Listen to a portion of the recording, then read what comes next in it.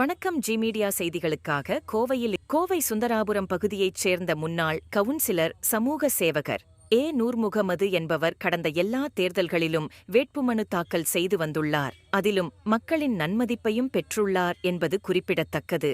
அது சமயம் வரும் பாராளுமன்ற தேர்தலில் போட்டியிடுவதற்காக இன்று கோவை மாவட்ட ஆட்சியர் அலுவலகம் முன்பு வேட்புமனு தாக்கல் செய்ய நூதன முறையில் சவப்பெட்டியுடன் வந்து வேட்புமனு தாக்கல் செய்ய நினைத்தார்.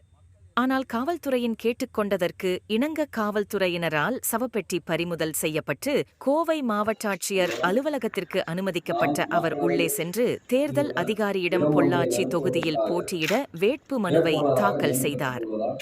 சட்ட விதிகளுக்கிணங்க நிறுவப்பட்டுள்ள இந்திய அரசியல் அமைப்பின் பால் உண்மையான நம்பிக்கையும் கட்டுப்பாடும் கொண்டிருப்பேன் என்றும் இந்திய நாட்டின் முதல் ஆட்சியரையும் ஒருமைப்பாட்டையும் நிலைநிறுத்துவேன் என்று ஆண்டவன் மீது சூழ்நிலைக்கு உறுதியாக கூறுகிறேன்.